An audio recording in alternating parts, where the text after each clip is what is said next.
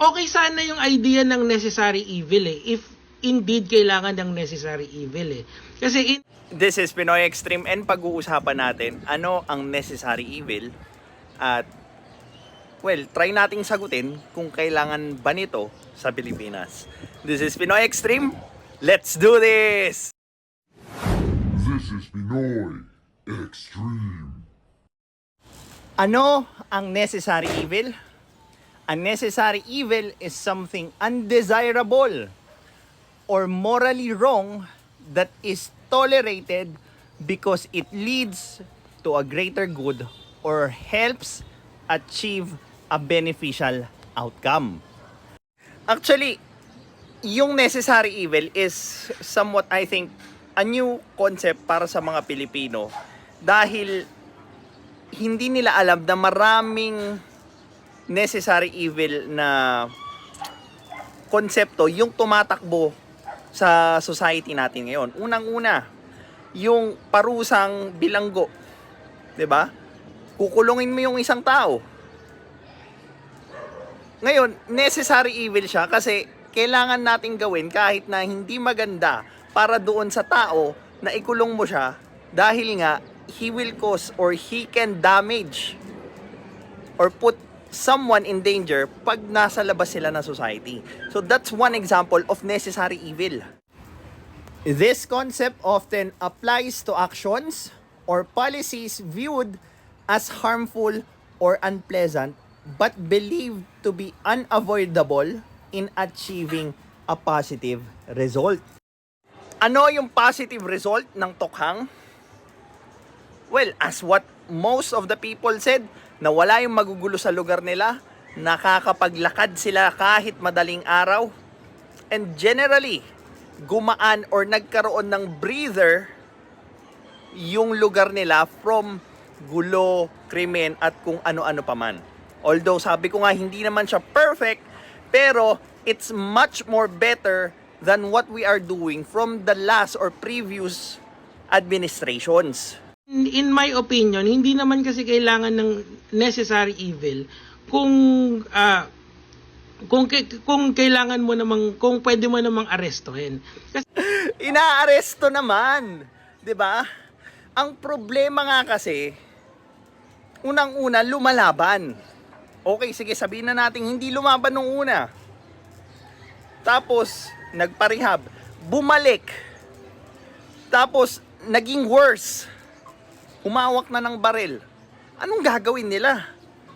Gagayahin pa rin si Naruto na usap, talk no jutsu, ganon? The moment na mag-decide kang gumawa ng kahit anong krimen, pinapataas mo na yung tsansa mo na mapahamak. Kahit gaano pa kaliit yan, it's going to be incremental. Lalo na pag paulit-ulit mong ginagawa yung krimen.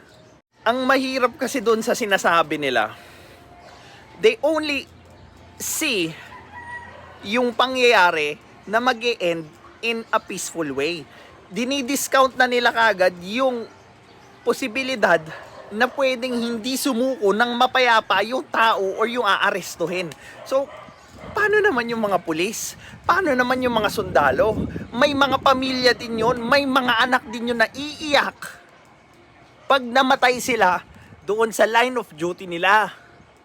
And sa tingin mo, alin ang mas maraming iiyak doon sa namatay na drug pusher or doon sa namatay na pulis na ginagawa niya lang yung tungkulin niya? Diba? That's a very obvious answer. the word they use in those Senate hearing is the word neutralize.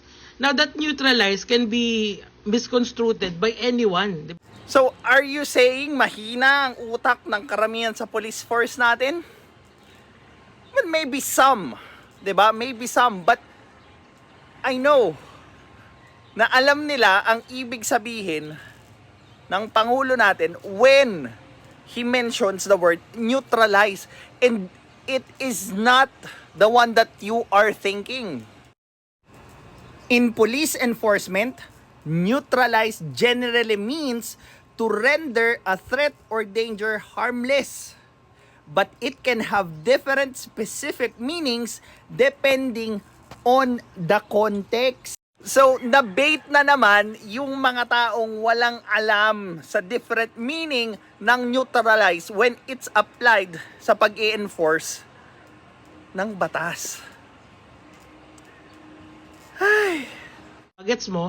So, alam mo yun, maganda sana yung buong gist ng argument pero ang akin lang talaga doon, nami-miss out yung idea that the man himself admitted to so many wrongdoings. That's why, iba yung Yes, I agree. He has done so many wrongdoings.